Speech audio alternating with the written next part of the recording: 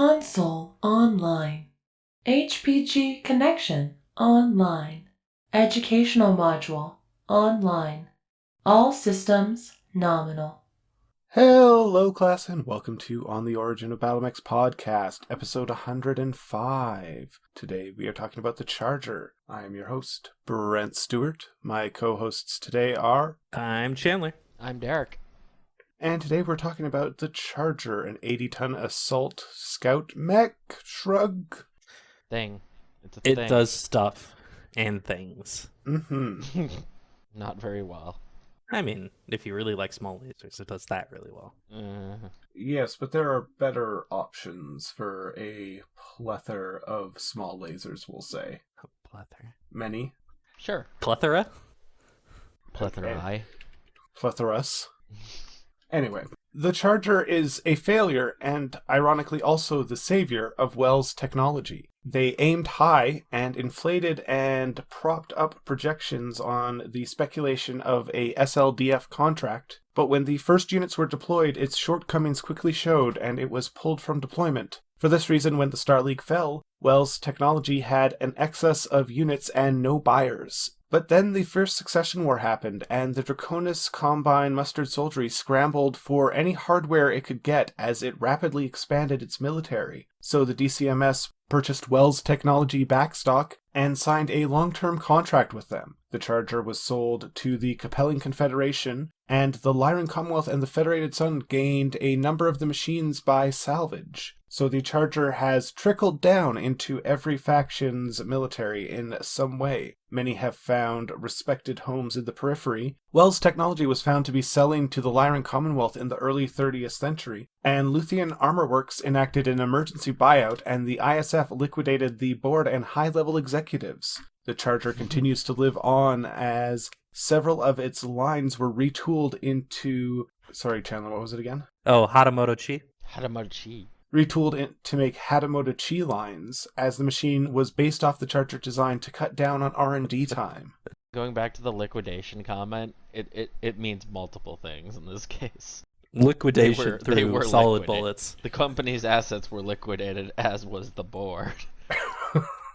and most of the executives. Yeah.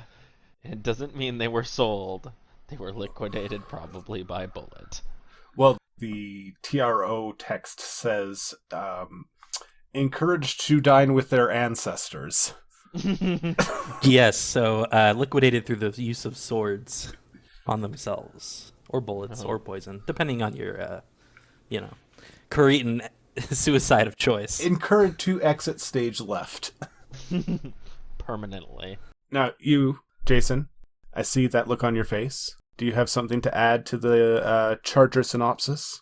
The Charger is a terrible mech that's good at its designed role, and it's good at least the 1A1 is good at pretty much nothing else, which is being a scout. It's in a BB cap match. It's a great bully, and even outside of that, just put it into its assigned role, it'll do what it says on the box. It won't do anything else, but it'll do exactly what it was made for. There are a couple variants that really bring it up to a much better unit.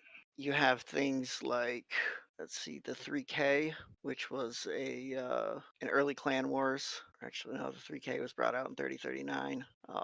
That brings it up to a decent brawler with some long-range capabilities. Or you have something like the 1A5 that's turning this thing basically into a super hunchback. It's a 4 movement. It's got about the same armor, AC-20, 2 SRM-6s for exploiting those holes. Yeah, the Charger has its uses. So okay. So to counterpoint that counterpoint with my counterpoint, Dang. Countering the counter. your opinion is bad. You should Damn. feel bad. Can take that statistic? Yeah, you gonna take that? No. My thing is like you look at that and it's like, all right, yeah, you're not totally off base, but like at the same kind of point in time, like it's a machine that can exist in the game system, and in that like BV system, it would not exist in the real quote unquote BattleTech world.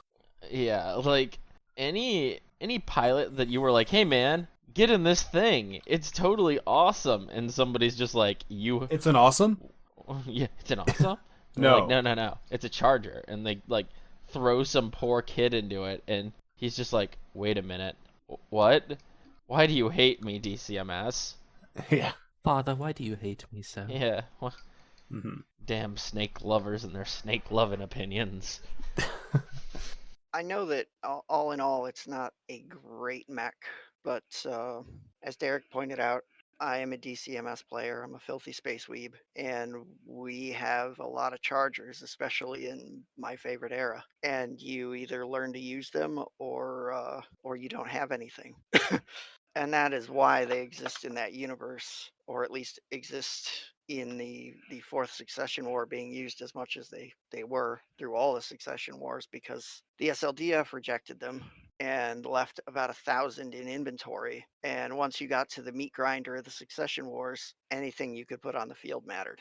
Thank you for your input there, Sadistic. I think it has some valid points, but niche to say the least. I mean, for the same point value, I can bring a Trebuchet 5S. Yeah. Which it does have a lot. It does have 40 points less armor, but it also has, about 300% more gun. And range. Well, the 5S is the brawler one, so it has 2 SRM6s, medium lasers, which I guess is still more range than which small is 3 lasers. times as much range. Yeah. Yes. And it moves the same speed. Yeah. So the Charger has the design quirks of barrel fist in the left arm. It's easy to maintain, but also has a bad reputation. Who would have thought, right? Mm-hmm. So the first model we have is the CGR-1A1, seen in 2665. And this guy's got a movement profile of 5'8". It's got a small laser in the head, a small laser in the right torso, a small laser in the left torso, a small laser in the right arm, and a small laser in the left arm. It's got 10 single heat sinks. It's got, no weight savings. It's the poor man's assault mech. Yeah, The extremely poor man's assault mech. It's an assault scout, which is a bit of an oxymoron or a contradiction of terms. I return to my original statement. Poor man's assault mech. It's really good for assaulting things that are not mechs or heavy vehicles, okay? If you need to assault some pirates, this thing will do the job really well. Toyota Hilux has died, a medium laser or a small laser the same. Yeah.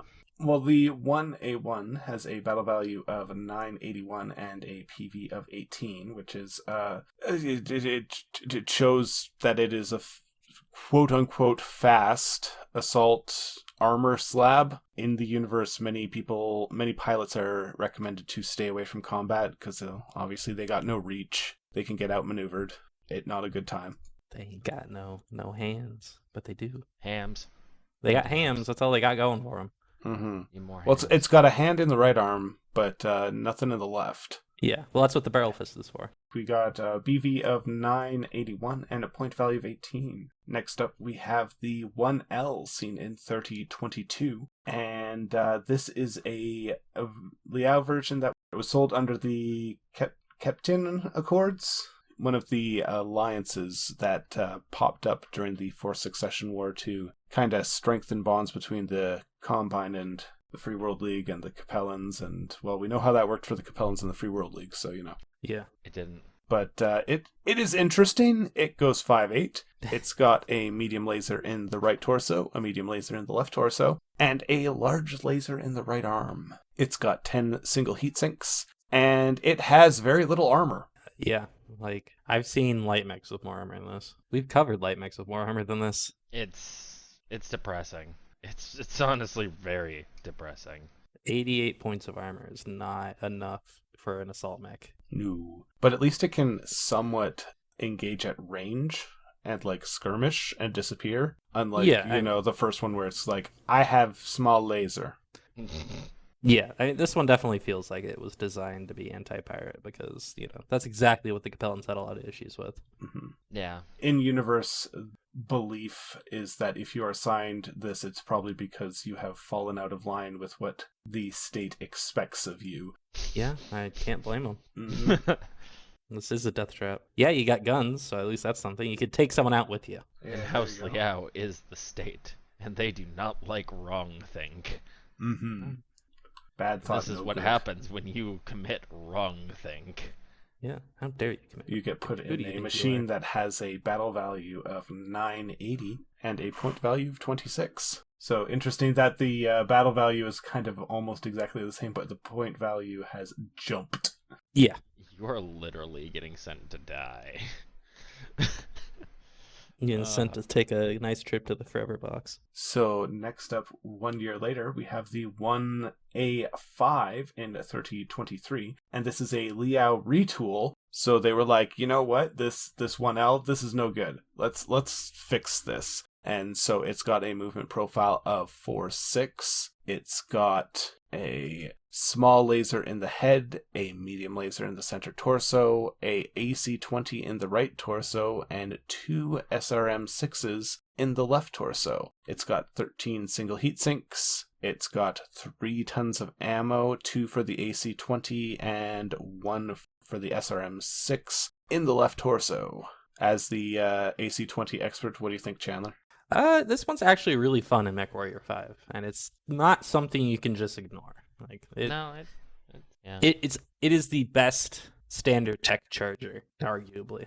Mm-hmm. And they re-up the armor, so, it is survivable. Yes. Yeah, you have the most armor out of all of the charges we've covered so far, and the most armor for most of the charges we will cover. Mm-hmm. I mean, your long range is still 9, which is not great, but broken You also terrain, move city 4-6. terrain, they're in the right area. This is not bad. Yeah. It's not good, but it's not bad. Yeah, and I mean, 4-6 for an assault mech in the Secession Wars is pretty It dang ain't good. great, but it ain't terrible. Yeah. Mhm.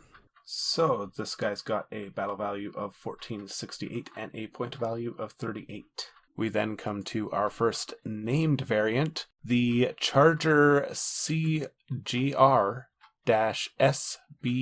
Challenger. And this guy's got a movement of 3-5. It's got a medium laser in the head, a large laser in the right torso, a large laser in the left torso, a large laser in the right arm, and a large laser in the left arm. It's got a solid amount of armor. It's got 28 single heat sinks, and it has no other weight savings, so it just really downgraded that engine to get the tonnage you needed for those large lasers and heat sinks. Yep. And something to note is that the Challenger is not a unique mech. So even though it has that name, it's not Oh, unique. My bad. I thought it...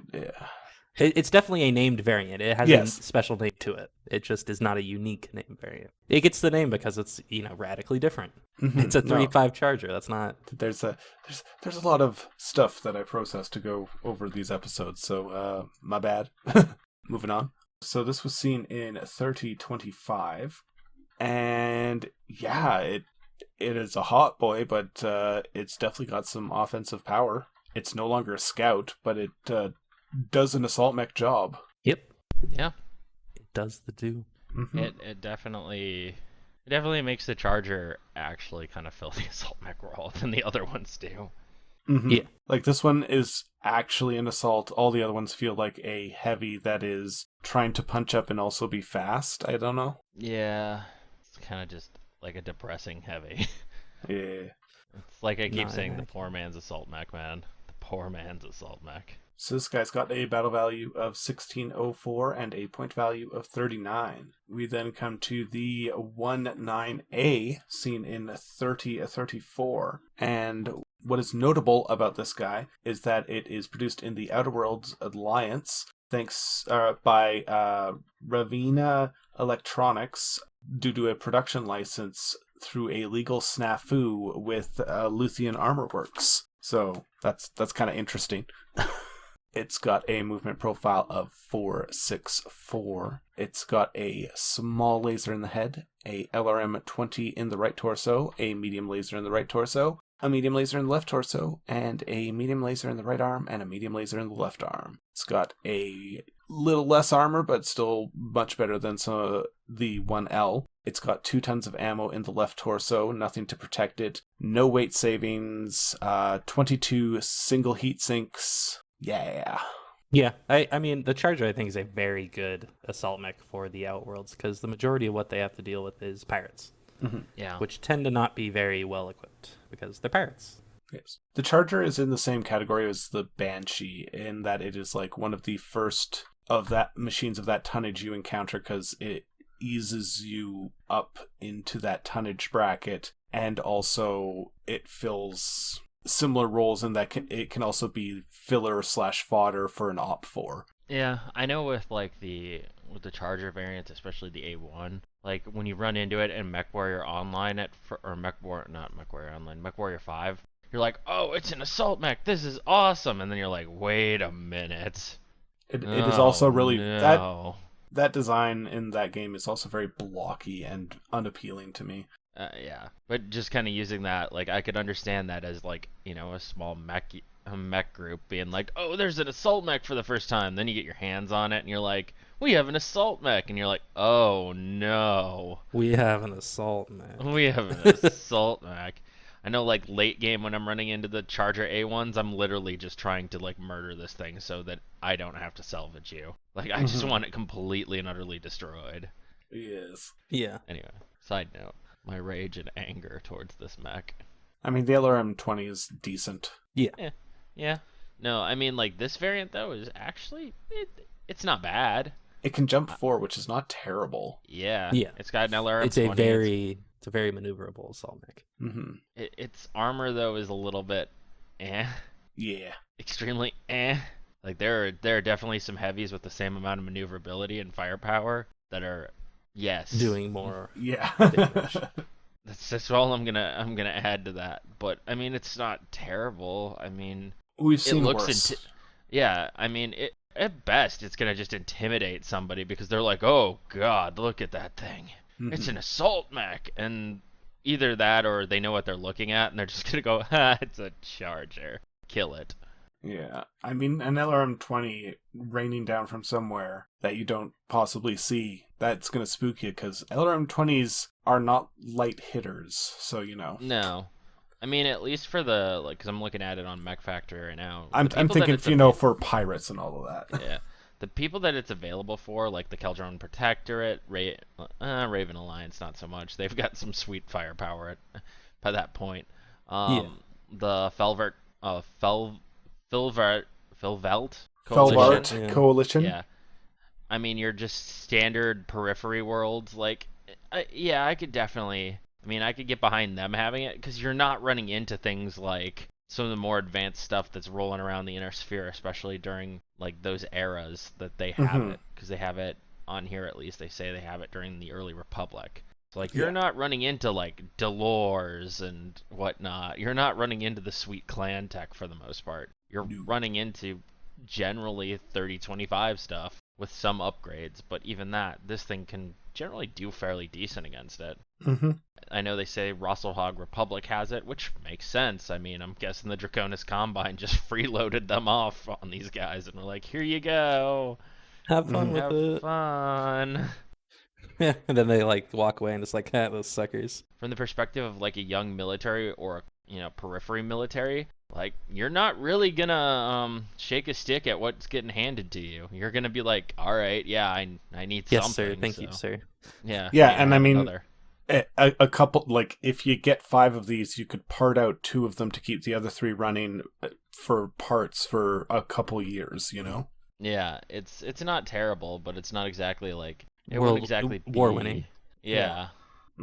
Well, the 1A9 has a battle value of 1397 and a point value of 35. We then come to the 3K, which is produced by Sapphire Metals, and this guy's got a movement profile of 585, which is, you know, pretty good numbers for jumping there, but also you're probably paying for it somehow because it's an assault mech. Yeah. And jump jets ain't light. We've got a LRM-20 with Artemis 4 in the right torso, as well as a medium pulse laser in the right torso. We've got a medium pulse laser in the left torso, a medium pulse laser in the right arm, and a medium pulse laser in the left arm. It's got some new tech for the first time ever. Double heat sinks. That's exciting. That's great. It's got Pharaoh, Woo! Weight savings on the armor. That's exciting and that's great. It's got an XL engine. Eee. I mean, Yeah. gotta go fast somehow. It's got two tons of LRM ammo with case. So like that case, you know. Go like and subscribe for Case. So it is a little more survivable, but a little more fragile. It is a solid upgrade for just before the clans come out. And yeah, like medium pulse lasers, inner sphere, underwhelming. Technically they are prototypes, but they don't have any difference from the standard specs. You just ignore the prototype when it's no longer in the prototype part of the errata. You know what I mean? Yeah. The 3K, I think, is a very nice upgrade to the Charger. And I mean, I give a lot of credit to inner sphere pulse lasers because they're janky. But on something with a LRM-20, where people are going to try to underrun that, those medium pulse lasers keep them honest because, you know, as soon as they're getting out of the optimal range for the LRM inside your minimum range, that's when the pulse lasers are starting to come online. Yeah, like that is the correct niche for the medium pulse lasers. Yeah, they're your backup. Not sure how I like 5 jump on an assault mech, but I mean, it lets you get an LRM-20 into really wacky places, which is sometimes worth it by itself. Yeah, it can be very interesting. Just for the meme, if anything. So the 3K's got a battle value of 1658 and a point value of 46, and of course seen in 3049 right before the clans. And after the clans show up, we see the CGR-C in 3052. And this guy goes 585. It's got a C3 slave in the right torso, an LRM-20 with Artemis 4 in the right torso. It's got a medium pulse laser in the left torso, a medium pulse laser in the right arm, and a medium pulse laser in the left arm. It has 12 double heat sinks, 3 tons of ammo in the left torso, protected by case, but the left torso also has a XL engine in it, because this thing has one in general. It's got Pharaoh, C3 slave, that's great. So, you know, a heavy long-range support for your C3 lance. Yeah, and this is one of those, you know, first-generation C3 mechs that the Draconis Combine was just like, let's just put C3 on everything. See what sticks. Let's see what comes back. And, you know, this isn't a bad use for it. No, I mean, with its weapons loadout, it's a fairly decent C3 mech. I mean, plus it can feed C3 data, and yeah. Yeah, it's one of those C3 ones where it's not sure whether it wants to feed data or give data. Yeah, this is about the point where the Charger starts to get interesting and or decent, but never good. It gets weird. It just gets weird. The Draconis Combine starts using it just as a test bed, and so do the Capellans to some extent. Yeah, kind of like what was it? The Locust and what's the other one the Capellans used that they just throw everything on? The Catapult. Oh yeah.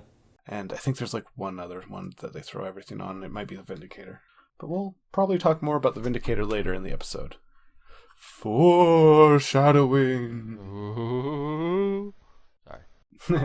So, the C has a battle value of 1592 and a point value of 45. And then 11 years later, we have the SA5 in 3065. Or sorry, 3063. And this is another one from Sapphire Metals. And this is a frontline urban fighter. And it's a nice one. I like it. It's got a movement profile of 4-6, but it can go 8 when it's got its mask. There it is. It's on the left torso. Yeah, mask activated. It's got a ER medium laser in the head. It's got a LB20XAC in the center/right torso. It's got a ER medium laser in the right torso and an ER medium laser in the left torso. And then it's got 2 Streak SRM6s in the left arm. It's got 12 double heat sinks, it's got a light fusion engine, and it's got 3 tons of ammo for the LB, 2 slug, 1 cluster stock, and 1 ton of ammo for the Streak SRM6s. It's got endo steel, and a light engine, as I mentioned. and it's pretty good on armor. It's got a little bit more than the previous models. Like this is spicy. Oh yeah, I like. I gotta say. Yeah. I do like this. Definitely has to be one. Like this is one that is now made by Sapphire Metals, but I wouldn't be surprised if it's somehow okay. So it's made by Sapphire Metals, but it's got the light engine.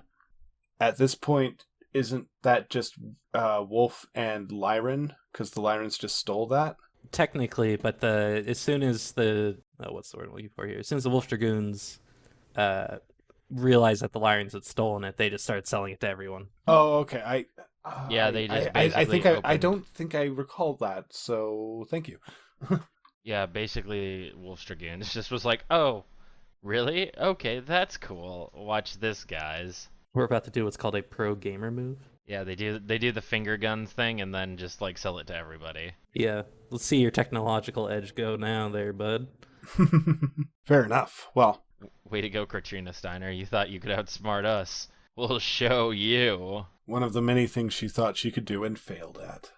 Good old Catherine Steiner Davian. So this guy's got a battle value of 2105 and a point value of 47. And this is spicy and interesting, and it's fragile, but not as fragile as some of its other brothers, and it punches quite hard, so, that's why it's got a big old BV. Yep. Then we got the 2A2. This is another one in the Outer Worlds Alliance, and this was seen in 3064. And this guy's got a movement profile of 5'8". It's got 2 rocket launcher 10s in the right torso, 2 rocket launcher 10s in the left torso, 1 medium laser in the right arm, and 1 rocket launcher 10 in the left arm. It's got 10 single heat sinks, and it's got Pharaoh, and that's it. No other weight savings, standard engine. This feels like Op 4 DM mech. It's rocket launchers, it's periphery. Yeah, I mean, It's the poor man's one-shot kill weapon. the Marians would love it. Yeah. Like, as a pirate mech, this makes sense. It does a lot of things. Whether it's good at them, I don't know, but it does a lot of things. I mean, it is survivable because it's got a standard engine. Yeah, true. Yeah. I mean, those rocket launcher 10s, if they hit, ugh. And I mean, looking at it from the point of view from the 1A1, it is just a raw upgrade because, well, now you're doing a lot of damage. Yes. Yeah. So this guy's got a battle value of 1109 and a point value of 27. We then come to the interesting, spicy Draconis Combine versions. We've got the CGR-KMZ seen in 3071, and this is made by Sapphire Metals, and this model is interested, being courted by the Ghost Regiments, and it's got a movement profile of 466. It's got an MML9 in the right torso. It's got a heavy PPC in the left torso. It's got a sword in the right arm, and it has 2 light PPCs in the left arm. It's got light Pharaoh. It's got improved jump jets. It's got an XL engine. It's got 2 tons of ammo in the right arm, 1 LRM, 1 SRM standard, 12 double heat sinks, decent armor. Like, this is spicy and interesting. How rude. Well, the Kamikaze Treasure does exactly what it says on the tin. Mm-hmm. No wonder the Yakuza likes it. It does what it says on the tin. Yep. I mean, sword, cool. In the shape of a wakizashi. Yeah. MML9, awesome. Like, that's actually, I think, a pretty decent complement to its light PPCs and heavy PPC. Yeah. The jump 6 is solid. Like, you get that good number, but you're also going to be hot. Yeah, and I mean, that's just going to You're happen. be a warm boy. Mm-hmm. Why does it have case in the right torso? There's no ammo there. Because it's in the right arm, so it keeps the ammo from cascading all the way through. Ah, right. Yes, that Yeah. makes sense. Right, because case 2 can be in the right arm, but not the Standard case. case. Yeah, And it's no. not a clan mech, so it's not integrated. It's Integrated. not integrated into the right arm as well. Yes. Niche rules. Woo. Also, like, Improved jump jets take 2 slots, so there is not a lot of space, which is probably why it goes for the light Pharaoh instead of the regular Pharaoh. Yep. And if you are firing your heavy PPC, you're going to generate some heat. Oh, yeah. But otherwise, this is pretty solid. I can see why quite a few people want this. I like it. It's got a battle value of 1781 and a point value of 36. Any other thoughts on it, guys? Nah. I think it needs TSM. Where are you going to fit the Yeah, TSM? where are you putting that, Chandler? Don't Where? worry. That the solution to these questions is answered later. Is that what you're saying? Yes. Find out next week on Dragon Ball Z. So, next up we have an oddity, the 1X1, seen in 3076. And this is got a movement profile of 5813. It's got a ER large laser in the center torso, a medium X pulse laser in the right torso. In the left torso, it has a tag. In the right torso, it has a boosted C3 slave. In the left torso, it has an Angel ECM suite. In the left torso, it has a Bloodhound active probe. In the right torso, it has a laser anti-missile system. In the left torso, it has a laser anti-missile system. And in the left torso, it has a chaff pod. This layout is a mess. It's got 10 double heat sinks. It's got a heavy Pharaoh. It's got an XL engine. It's got mask. It's also got no empty slots. Yeah. This is like a one-off oddity that Dr. Jameson has been working on for a couple years. Apparently he pulled it out of the salvage from the raid on the San Ho facility in 74. And what is this? It is a experimental test bed, and it makes sense. I mean, I'm confused why it has a chaff pod and it doesn't have like UMU or not UMUs, but ways to deploy in space effectively. Mm-hmm. Because the chaff pod's useless unless you're in space, pretty much. Yeah, I don't really know what the plan with this kind of was. It's just like, what? I feel like all it was it's just like a massive tech test bed that they just were like, let's put stuff on it, and here you go. Like, how does this work? Throw it on the charger that we got out back. See what happens. Yeah. It also gets some different art, which is a little more in line with the MechWarrior 5 because it's a little more blocky. Yeah. But yeah, I like the it. Center mount Laser. Yeah. Yeah. It's got belly lazy. I mean, yeah. The line art also is like not bad. It's got a stubby left arm because it's got no hand, and is a little complicated into like 30-25 art. But then we get to the 30-50 upgrade, which gets the Draconis branding on the left pec, and then the right pec is usually the rocket ports. It keeps that stubby left arm, and the head gets a little less spherical, a little more flattened, but still kind of in the middle from where it eventually heads to. Yeah, this thing is it's a let's make a scout mech, but make sure it costs as much as possible. Yeah, apparently this costs about the same as a company of mechs. I mean, with this thing being produced roughly in 3076 with the Angel, the Bloodhound, the boosted C3, that's a lot of experimental technology to be putting on a mech, especially when that's supposed to be a scout mech. Yeah. Well, it has a battle value of 2009 and a point value of 59, and it is weird. Then we come to our last model of the episode, the 3KR, seen in 3078. And this is interesting. It's got a movement profile of 585, but it can also go 6'9". It's got a ER small laser in the head, a small laser in the center torso, a ER medium laser and a regular medium laser in the right torso, a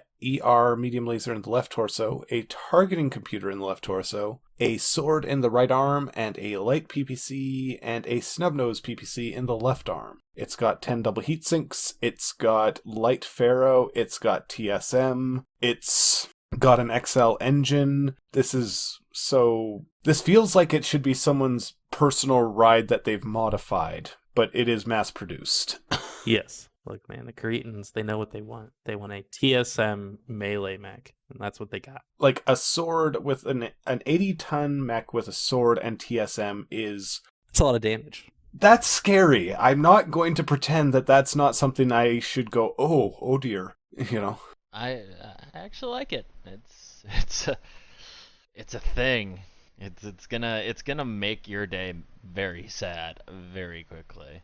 And I do really like the ER medium lasers and the regular medium lasers so that you can get that heat up and feather it and like keep you right where you need to be. Yeah, I mean, this thing does 18 damage with the sword hits, with a -2 to hit. Mm-hmm. That's nothing to sneer at. That's almost a AC-20 shot, but with a -2. Yeah, like, it's also just got a targeting computer. Yeah, I mean, you got all those lasers, might as well use them, right? Mm-hmm. You know, until you get into range, you can burninate the countryside to give your lance mates cover. Yeah.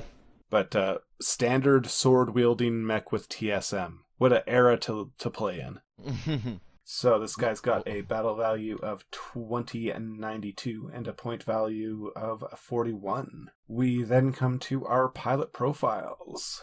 And the first pilot we are going to start off with is Jeremy Rose, who we have mentioned before, and we will mention again because he gets around, and eventually the Black Roses will get their own data dive, but today's not that day. So honorable mention, because he did get a little bit more of a recap in the Shootist episode.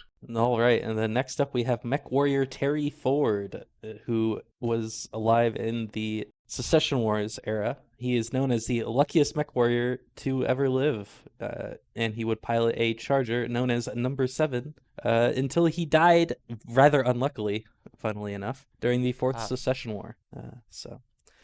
So Terry Ford was a 9th generation Elysian Lancer, and his partner was Alexander Stewart, who was also the daughter of a previous commander of the Elysian Lancers. So definitely keeping it in the unit, so to speak. They would have 3 children. I mean, that's very Battletech.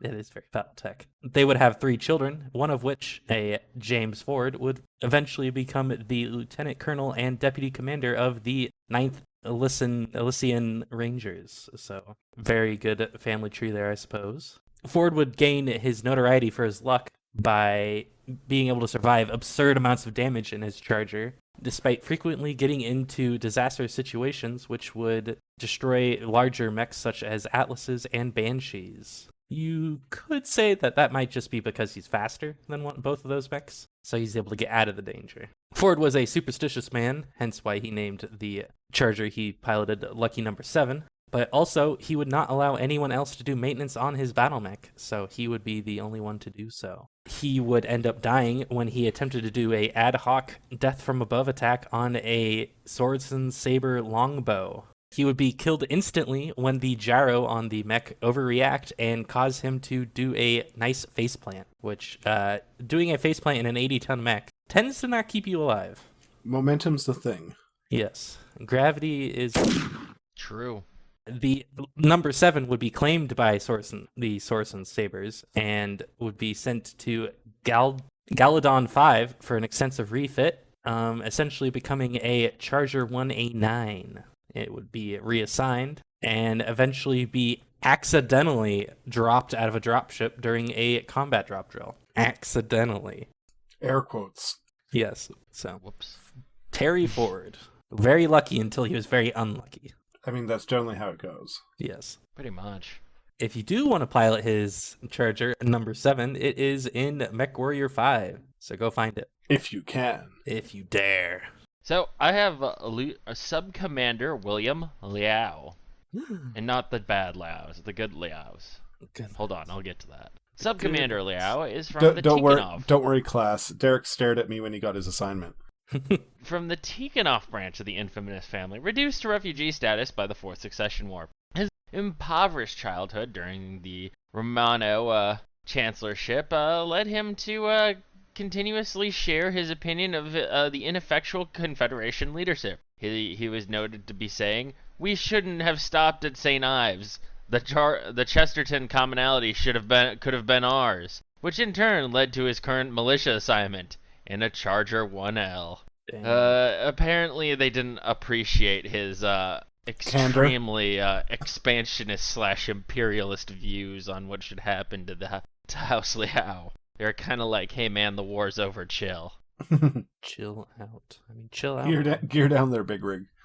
Yeah, they're like, we really appreciate how much you want to just invade House Liao, but like, Don't. thanks, but no thanks.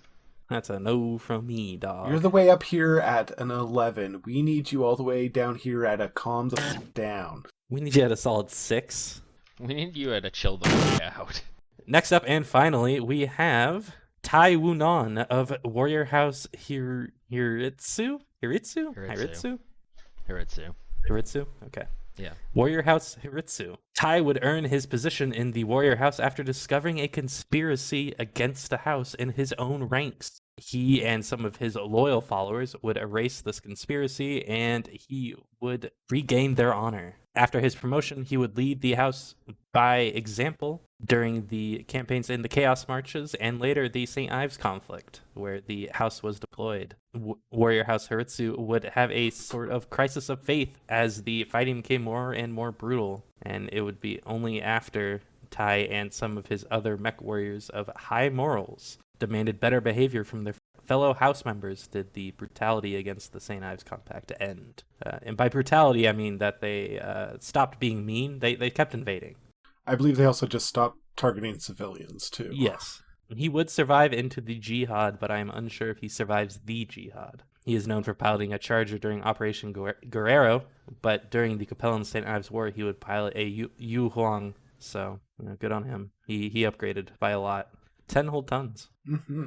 Well, that does it for our pilot profile. So next up is our data dive, and our data dive today is going to be a little different. We are going to talk about something that was announced a little while ago, but hasn't happened yet, and that's the BattleTech Mercenaries Kickstarter. Gasp. I know. Kickstarter? But didn't we just do one? We did one a while ago, but, the models showed up recently. But I think this is pretty sweet because one of the focus is getting more plastic minis out, which is great, but not just mechs, also tanks. We're getting the Galadon light tank, the SRM Galleon. and Eller Gallon light tank. Galleon. And Like the ship. Yeah. We're getting a Galleon light tank, an SRM carrier, an LRM carrier, and Demolisher heavy tank. Ooh, just And to a name a VTOL. few. Yeah. And a VTOL. And the Ontos. There's a lot that's been spoiled. Yeah, let's see. Let me find the photo again of all the vehicles. Mm-hmm. I believe a Plainsman, definitely the Maxim, the Yes. Skulker light tank as well, or Skulker scout vehicle or whatever it is. Yeah, Which is pretty sweet and interesting and cool, and I am all here for more vehicles and actual minis, because that's, especially when you're going to be doing things like Alpha Strike, you need better supplies of that, yeah, on the shelf for people to buy in, because there's some really great 3D prints, and people have, retrofitted clicky tech stuff, but the scale's not quite right, and there's options and workarounds, but it's nice to have an option for people who don't have that kind of buy-in or skill set to do so themselves. yeah. And we're also getting a lot of the mechs that were given new art in the recognition guides, but weren't given models. So the Ostsol, the Ostwar, or not Ostwar, Ostsol, Ostrock, Ostscout, Mm-hmm. both the quads, so the Goliath and the Scorpion, Yes. so on and so forth. Cicada. Yes, but we didn't get anything in the recognition guide for that. True, but we're hoping Yes. soon. Yes, and they Because it so deserves different one. sort. It needs some love. Yeah, the flea is so adorable. Oh, the flea looks ridiculous. It's so skinny. It's like yeah. a smaller locust. Yeah, it's so wiry. It's wiry is what it is. The Ostsol looks really good. I'm not sure if it's supposed to be jumping or running full sprint, but it looks in motion and dynamic and good. Yeah, it's just in full sprint. It's like the art from the recognition guide. Mm-hmm. Hermes 2 and a hoplite. Oh, yes. Firestarter, Firefly, Devastator. the Sagittaire, yeah. Mm-hmm. There's a lot of really interesting, cool stuff. Like the Warhammer 2C also got the big dish version. You mean the Rifleman 2C? Or Rifleman 2C, yes, sorry, thank you. But in addition to the Kickstarter, there's also a bunch of new force packs coming out. Mm-hmm. Which are mercenary specific.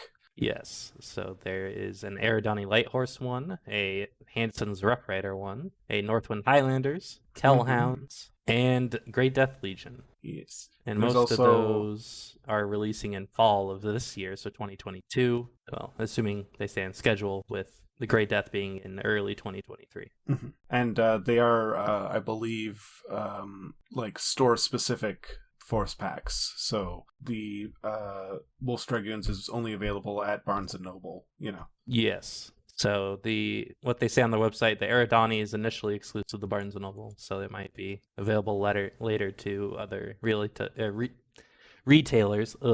Words. The Hanson's Rough Riders, Northwind Highlanders will be available to general retail, it looks like. Kellhounds will be exclusive to Catalyst for a while, and then the Grey Death is going to be Barnes & Noble exclusive initially.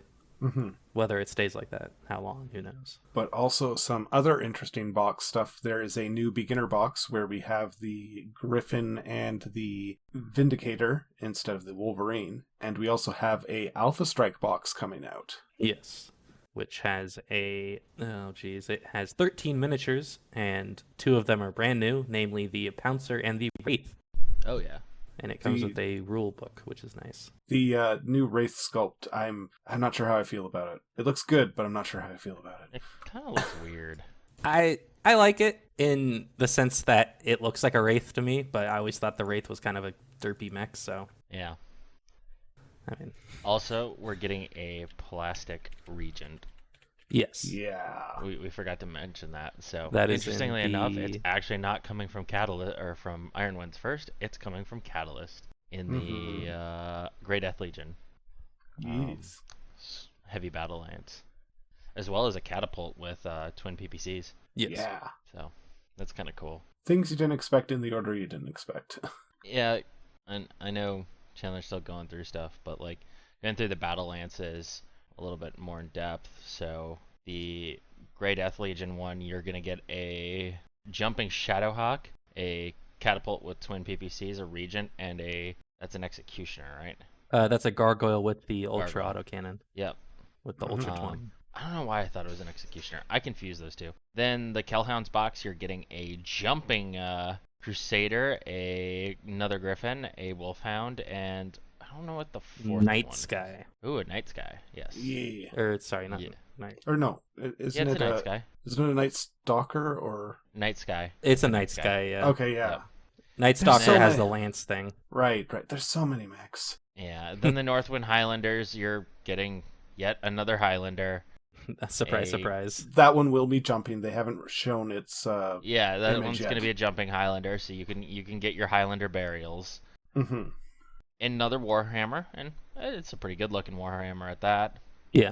Ooh, it's actually a different design Warhammer. Yeah, it doesn't have the missile pods. Or if Yeah. it does, it's 2 SRM2s, maybe? I like it.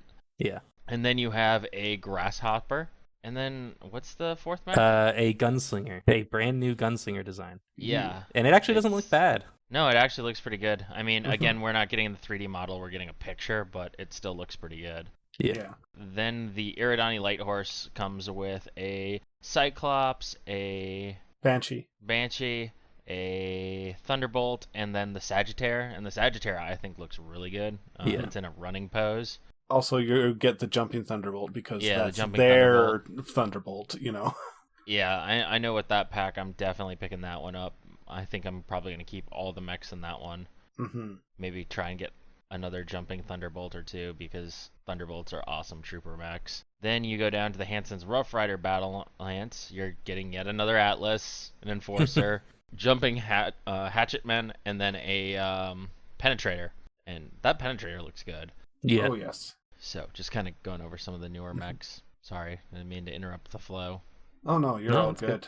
I mean, also just to circle around to the main point, the Mercenary Kickstarter. Like, I don't know what we can really expect, but I'd speculate that we're going to see something similar to the Clan Invasion Kickstarter, but a little more focused. We're going to be looking at mercenaries and stuff like that, so more minis and or like fiction stuff, because they've also shown some new art for the covers of classic BattleTech novels. Like, I could totally see a bunch of the swag being like, here, get your Northwind Highlander rank insignia, get your Kellhound rank insignia, get your Wolf Dragoons rank insignia, you know, or patches.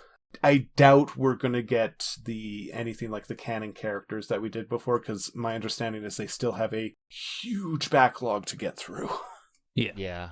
I think what you're going to see with the, if we're in speculation mode, I think what they're going to do is a lot of I don't think it's necessarily going to be era specific. I think it's going to be more freeform across eras. So I'm sure we'll see some of the new Dark Age mechs that don't have models. Some of the recognition guide stuff coming out with that. That way they can kind of just get it all out. Maybe even general mercenaries. General mercenary stuff. They might even use it as an excuse to throw Civil War and Jihad mechs in.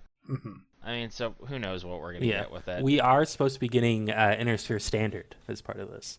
That actually transitions to what I think will be the top tier stretch goals, which is more battle armor. Because if I'm recalling correctly, the Elemental pack is one that is always selling, and they just can't get enough of them. Yeah, because everybody wants to have their Elemental clusters. Let's be real here. Us Ghost Bear fans really, really want to do Tundra Galaxy. Also, I'm sorry, but the Kit Bash community, you're going to need a ton of packs for them, because elementals jumping all over mechs are super cool. Yeah, and I hope we get a lot of vehicles out of it. I think that's something that BattleTech, it's kind of been there in the background, but now that we have the plastic mechs, I think it's high time that we got a lot of plastic vehicles. It's always been there, but it needs more attention. Yeah, especially the staples that are ancient models that are just not great. Many of which you can learn about on our partner show, Armor Up. Yes. Yeah, look at that plug. Look at us plugging each other. Phrasing. But yeah, high hopes for this. We'll see how long it takes for that to turn around once it starts, which it's supposedly opening up in fall of this year, 2022. So I hope that we can get patches and t-shirts of the mercenaries a little more granular, or niche units, as opposed to things like the challenge coins, because I like the challenge coins and they're cool, but I like the patches or pins a little bit more because they're practical. And yeah, it's kind of hard to carry around a challenge coin everywhere. Also, I've heard a bunch of stories. I haven't experienced it, but I've heard a bunch of stories of people being like, I ran into a BattleTech fan because Kickstarter stuff I recognized, and I'm like, that's cool. Yeah, exactly. Because I think we've lamented at least once or twice about how BattleTech the community needs some better merch to spot each other in the wild. Yeah. Oh, and then other things they've announced. The Timberwolf will be getting a premium model in the vein of the Ryukin and the Wolfhound, the Timberwolf TC configuration. So that's going to be nice. The art's kind of derpy because you get to see it from the front, and it makes the legs look really wide, so it looks like it's like the wide Drake meme. I think it's coming out with Empire Alone, right? The premium is supposed to be out this month, so June 2022. But we will see if that is still on track. And then that reminds me, yes, the Empire Alone is supposed to be releasing this year in July of 2022. So hopefully we'll be hearing more about that sooner rather than later. And then there's also a new technical readout that has been announced, the technical readout Dark Age, which is supposed to be out third quarter of 2022. I have kind of pestered Ray Arista about this one on the WolfNet Discord, and he said that this should be mostly mechs that we already have record sheets for, but there might be one or two new things. So it's like Succession Wars and Clan Invasion. It's a anthology gathering of everything. Yeah, it's supposed to be all the really common mechs for the Dark Ages. Yeah. So I'm hoping that we do get, he's keeping it a bit closer to his chest and being like, yeah, we're totally only having one or two, new variants. you know, and then all of a sudden a lot more new variants. But we'll see. Either way, it'd be a good pickup for those of you who like in-person TROs. Yes. It's a good on-ramp for seeing all the cool stuff. Yes. All right. And there's also supposed to be a BattleTech tactical companion app, which I think was already out. Maybe? Yeah, it's already out. It's Okay. been kind of. I know there was some Touch and issues go. with it that I've seen. And yeah. I've heard also- lukewarm reviews. Also, a new plushie model. You're getting an archer plushie in either red or blue, so Calhounds or Wolf's Dragoons. Yep. Not the machine I would have picked, but cool. Yeah. It looks like a doesn't- bombardier. It doesn't look blocky. It looks rounded, so it's kind of just funky looking. But you know, I mean, to each their own. If you want it. I mean, it'd be great to buy for someone and then chuck it at their face. Be like, here's an archer. Just throw it at their head. I will say this, the new cover arts that they showed off for the Grey Death trilogy, getting some updated cover arts that look really good. I mean, also main event, close quarters, and double blind. I was just about to say that. Yeah, those three are very good. Yeah, those are some pretty awesome cover arts that they did for that. So, yeah. Cool stuff being made both by the community and by Catalyst. All good, positive things to look forward to, right? Yeah. Yeah. In the picture set that we are looking at for all of this new stuff that was teased at the Kerensky Con, which was a event held for all of the Kerensky tier backers for the Clan Invasion Kickstarter. We have a great photo of our dear friend Andrew Kroll from Wolfnet Radio Podcast. So shout out to those guys. He's got a big smile on his face. So that's always a good sign. Which photo is he in? He's I see him. Okay. Yeah. It's He's like in the 2 one down from the books. Yeah. He's got his walking Wolfnet. in. He's got his Wolfnet shirt on and his boat shoes. But yeah, all of the mechs that were in the recognition guides that didn't get models from the Kickstarter, it looks like they're going to be part of the Mercenary Kickstarter, or they are part of the Force packs that are being released before that. There is some version of them coming out in the near future. Yes. So you Goliath fans who like that new Goliath art, I know you're out there. You're going to be getting that eventually. You're getting a Goliath. There's that lovely Devastator model. Oh, give it to me. Give it to me now. No. Hey man, I'm a fetty. I need my Devastator. It's a beautiful assault mech for my people. That Star Slayer though, this looks prime. Oof. I legit love the Flea. I think the Flea is going to be like a high pull because it is cute, it is adorable, and let's be real, the Flea is like the Locust. They're everywhere, so you know everybody's going to need like a lance of them. Yeah. Yeah. Well, Bug that, Lanes go. That Phoenix Hawk 2C, you don't get a very good close-up photo of it, but I want it. It looks good. Want it. Yeah. Yeah. It looks I want it for like my Ghost Bears. It almost looks like it's walking down the catwalk, but it's walking up to like punch someone in the face. It looks like it's about to throw hams. Also, like the walking Star in. Slayer is adorable. Like as a fan who first discovered it through Mech Commander 2, and that being like the one place you can play with it where it's actually surprisingly good and solid. It's cool to see that machine, even though it's silly. Whoa. Why are you calling the Star Slayer silly? It's silly because You don't talk to my son like that ever again. I'm sorry, I love it, but you the don't talk barrel, to the Crab Mech's replacement like that, damn it. But the barrel on the right torso blocks the view just like a hunchback. You make that sound like it's a bug. That's a feature. Yeah, that's a feature. Brent. It's like when you have the horses with the blinders. You can't see the scary things to the right. Don't have to worry about them anymore. They don't exist. Ah, I see it. My bad. You don't talk to me or my son like that ever again. Hey, I said I love the machine. And then there's a hoplite that looks like it's like plotting something. It actually almost kind of looks like it's pulling something to me. Like it should That be like too, yeah, like pulling it's got, like, a salvage story behind off. Yeah. Yeah. The Caesar, Cicada, Hermes 2, Assassin, Firestarter, Firefly. Locust 2C. Yeah. Well, those are ones that we have seen art for. Yeah. Let's see, what else have we not mentioned that we haven't seen art for? Well, seen art for in a official new piece of thing. Quick Draw. Mm-hmm. Yeah, I think that's all of the new mechs that have been teased that we didn't see art for already in the recognition guides that we haven't already mentioned. Our sources for today are Sarna, Battletech Battlemech Manual, Master Unit List, Succession Wars TRO and Record Sheets, TRO 3050 Upgrades, Record Sheets 3050 Upgrades Inner Sphere, TRO Experimental Corporations, Record Sheet Old is the New. I used the Starcore dossier for Masters and Minions. Sorry, I'll say the official title. Masters and Minions, the Starcore dossiers, and MechWarrior 5, along with Technical Readout 3029. Or 3039, sorry. There's so many 30-somethings. It's almost like that's like the millennia that most of the games in. Yeah. It's almost like there was a Something bunch of like that. novels set then, too. Ah.